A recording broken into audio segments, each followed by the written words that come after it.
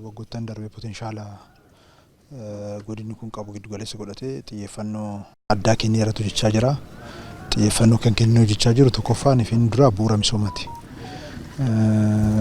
Qaxanaan kun carraa hedduutu qabu oomisha amma tokko oomisha kan qabullee ta'u hanqinni daandii miidhaa olaanaa irraan gahaa ture isa kana hiikuudhaaf xiyyeeffannoon kennamee karaa hundaan irratti hojjetamaa jira. Isa kanaan bu'aan hanga tokko projektoonni xumuramuu gahaanis jiru. Amma tokko karaa qabachuu jalqabee jira. Gama mootummaa naannootiinis federaalaatiinis. Kanaaf tokko daandiidha. Inni biraa bishaanii lafti bal'aatu jira. Hanqina bishaaniitu jira. Yeroo tokko tokko roobni hanga barbaadamu roobu yeroo kaan immoo roobni gahaan dhibuu qofa osoo hin taane uummanni hongeedhaaf akkaataa itti saaxilamu jira. Isa kanaaf mootummaan hidhoota adda addaa hojjechuu irratti argama. Hidha gurguddaa fi xixiqqaa irratti xiyyeeffatamee hojjetamaa kan jiru. Inni kan biraa poteenshaalli naannoo kana akka bahu gochuu keessatti hiikoo kan qabu bu'uura ibsaadhaa fi teelekoomiidhaa isa kan irrattis xiyyeeffatamee gama hundaan hojjetamaa kan jiru.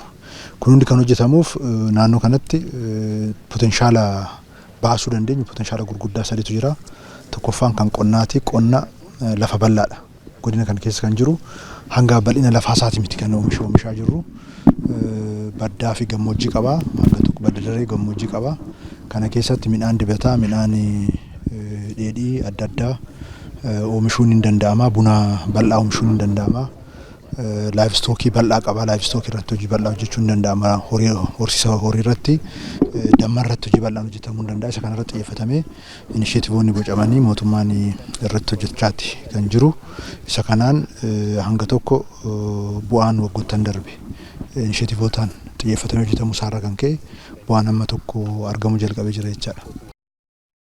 Gama biraatiin turizimiidha. Turizimii irratti naannoo kana humna guddaadha kan jiru.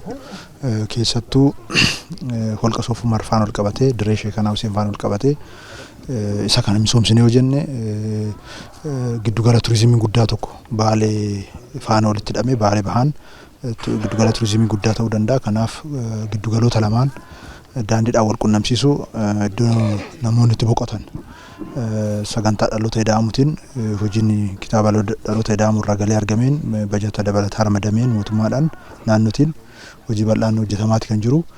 Isa kanaan turizimii irrattis xiyyeeffatamee hojjetamaati kan jiru jechaadha. Inni sadaffaan naannoo kanatti xiyyeeffannoo guddaa argatee hojjetamee bu'aa fiduu kan danda'u albuuda. Kanaaf dhimmoota sadan kana irratti xiyyeeffatameeti mootummaan naannoo, mootummaan federaalaa qindoominaan potenshaala naannoo kana jiru baasuudhaaf hojjetamaa kan jiru.